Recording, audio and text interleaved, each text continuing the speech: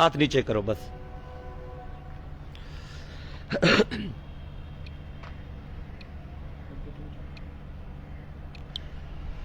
अस्सलाम वालेकुम साथियों, आया नसरुल्लाह गडानी। मां इन वक्त मीरपुर माथेले प्रेस क्लब में मौजूद आया। ही पठान आहिनि, पछतो पठान आहिनि, पर 60 सालन खां ही चाचो कुराड़ो 60 सालन खां हिते आहे। हिन शादी हिते कई आहे, 8-10 ॿार हिते थिया अथसि, सभु सिंधी ॻाल्हाईंदा आहिनि। हिन जूं नियाणियूं सिंधियुनि में पढ़ियल आहिनि, को मंगसी आहे, को केरु आहे, पर हिते कोई गोलो आहे, पर हे मिस्कीन आहे, गरीब आहे। को माशूक नाले शर, अल्लाह अकबर। हाणे चवणो पए थो, छो जो हिननि सां ज़्यादती आहे त मूंखे चवणो पए थो। को माशूक नाले पीलकाणी शर हिननि जे घर में घिरियो, औरतुनि में हथ विधई, उतों वरी दाहूं जो कयो तनो फरार थी वियो, टोपी छॾे फरार थी वियो। उनखां पोइ उहे शर राति जो 11-12 बजे ॾींहं जो घर में घिरियो। 11-12 बजे नियाणियूं ऐं क़ुरान वठी हिननि वटि मेड़ करे आया, हिननि खेनि माफ़ करे छॾियो। वरी सुबुह जो ड्रामो कंदे चई असांजो माण्हू तव्हां अगवा कयो आहे, असांजो माण्हू तव्हां लुकाए छॾियो आहे। ॿियो इल्ज़ाम आहे, हिकिड़ो दोस्त आहे असांजो कर्नल कज़ाफ़ी चवंदा अथसि, कलवड़ा, उन ते वीचारे ते इल्ज़ाम आहे तव्हां असांजो माण्हू अगवा कयो आहे। कल SP ऑफिस ॾाढो धरणो हयो अथनि।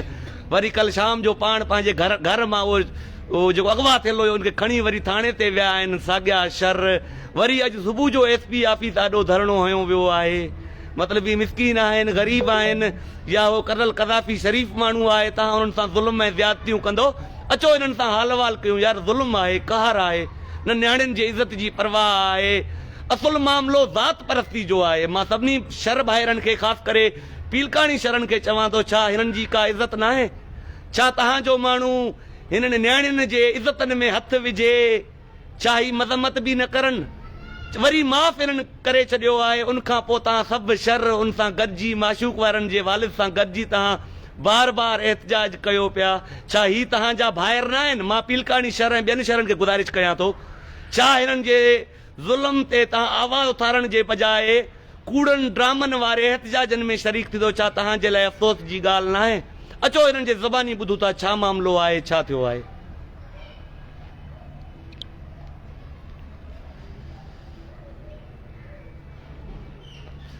बाबा क्या नाम है आपका? नूर खान, नूरुल्लाह खान। नूरुल्लाह खान। अम्मी आपका नाम क्या है? गुलमारो। गुलमारो। हाँ जी। कहाँ बैठे हो? ये गुलामाबाद। गुलामाबाद। क्या मसला है? मसला ये है ना, 2-3-4 बार ये छोकरा आया, फिर ये मेरी नो जो है ना नलके पे ताड़ कर रही थी, तो ये शार जो है ना ये माशूक ये उधर देखता करा हा नलके में हमारा मौका देख सकता है। तो फिर मेरी नो ने जो पकड़ा ना हाथ जो गतिया, मेरी नो को धक्का दे के, या अंदर आया मेरी नो को धक्का दे के इसने चीखे मारा। तो हम लोग सारे पीछे भागे, वो छोकरा भाग गया, उन्हें का माल हमारे पास रह गया। उन्होंने वो बकरियां चराता है? बकरियां चराता है। हाँ। वो बहाने से आपके घर के पास बकरियां खड़ा करके आपके नो को हाथ डाला है, उसने इज्जत पे हाथ डाला है। इस नो पे क्या नाम है बेटी आपकी? साइका। तुम किसकी घरवाली हो? नियाज। ये नियाज ये है। अच्छा, फिर हमने उसका माल बांध लिया। हाँ। फिर ये सारे आ गया, जनानी आ गया, बच्चे आ गया। फिर उधर से हमने बोला छोकरे को ले आओ, हमारे को वीडियो किया, वो वीडियो दिखावे हमारे को, हमारा इज्जत पे इसका जाके वीडियो वो नहा रही थी, तड़ कर रही थी, उसका वीडियो निकाला।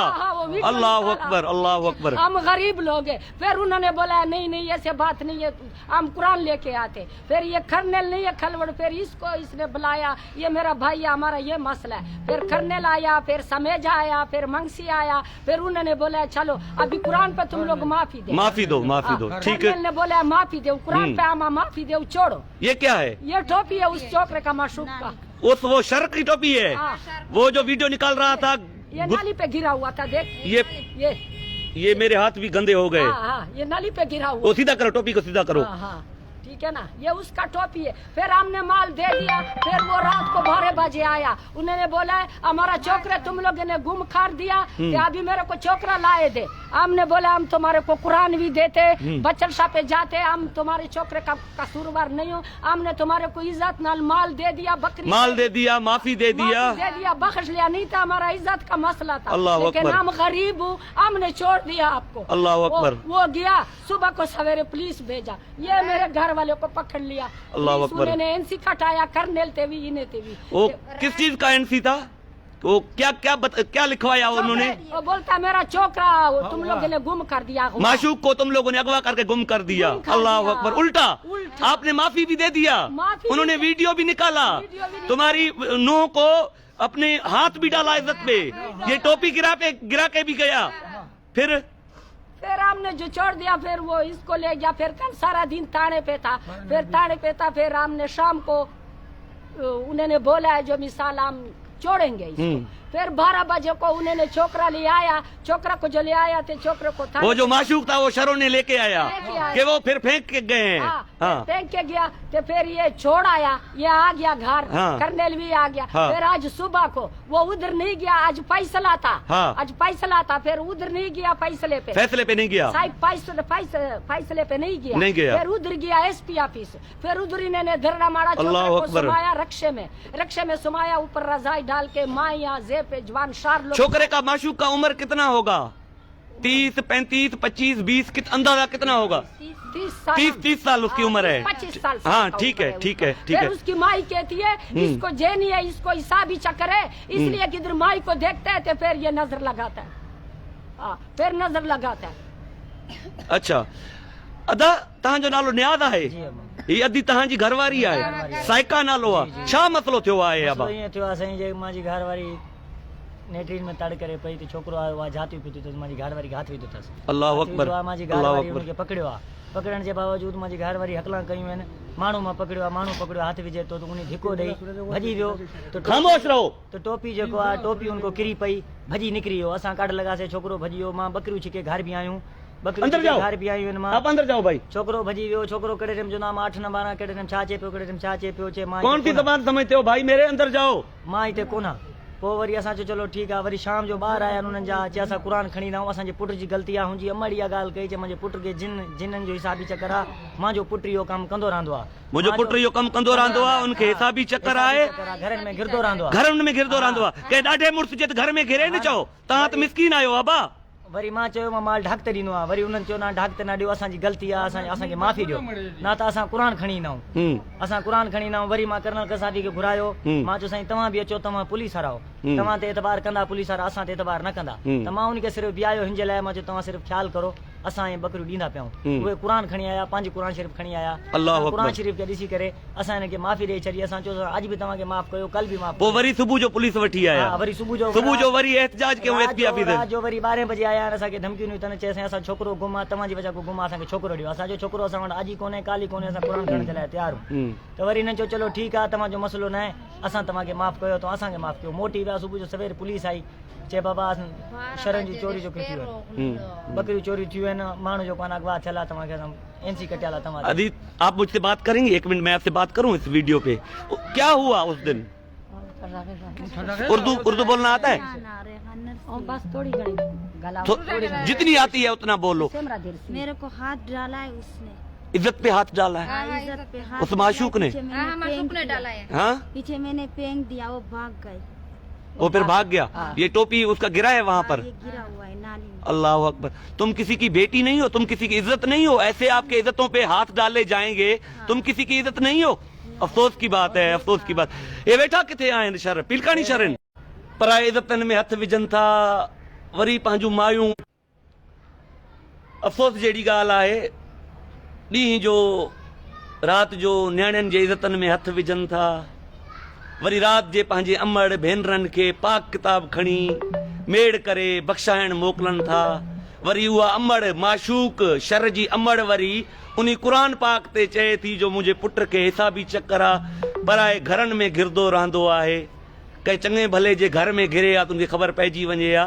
मिसकीन आहिनि, पठान आहिनि, भला पछतो पठान आहिनि, के असांजा दुश्मन त न आहिनि यार। ही सभु सिंधी ॻाल्हाइनि था, हिननि जा बचड़ा सिंधियुनि में आहिनि, सिंधियुनि सां मोहबत करनि था, सिंध सां मोहबत करनि था।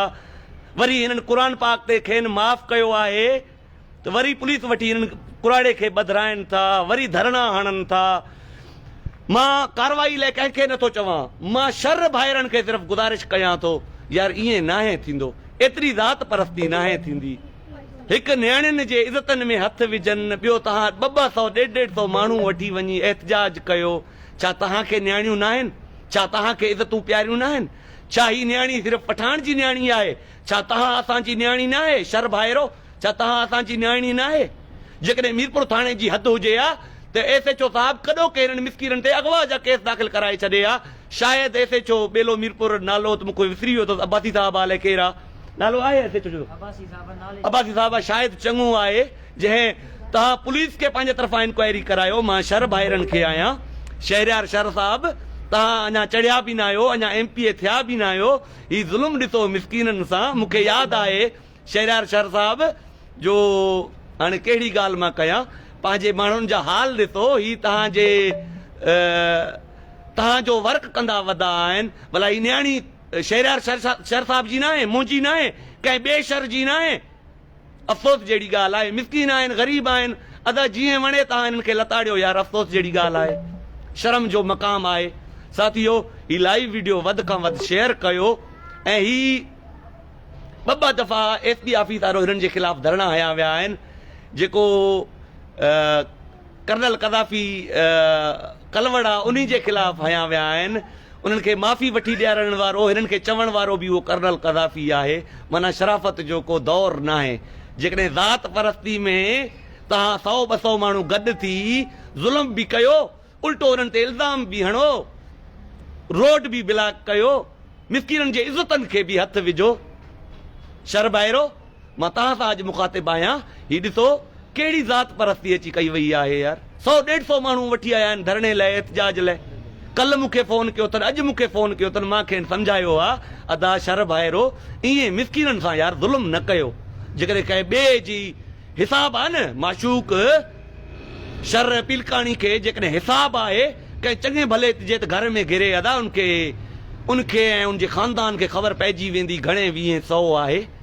हे मिसकिन आहिनि, तॾहिं हिननि जे घरनि में घिरे थो, वीडियो रिकॉर्ड करे थो। SSP घोटकी अनवर खेतरान साहब, जो इनकी बेटियों के जो वीडियोज, जो नहाते वक्त इनके जो वीडियोज रिकॉर्ड हुए हैं, बराए मेहरबानी वो वीडियोज बरामद करो और इन मुल्ज़मान के खिलाफ कानूनी कार्रवाई करो। अल्लाह आप सबको खुश रखे। मुझे हमेशा अपने दुआओं में याद रखिएगा और आपसे इनके लिए दुआ की अपील करता हूं कि इनके लिए दुआ करो ताकि इनके साथ इंसाफ हो सके। जो जुल्म ज्यादतियां शर बिरादरी जो चंद लोग हैं इनसे कर रहे हैं, उनसे इनको छुटकारा हासिल हो सके। बड़ी मेहरबानी।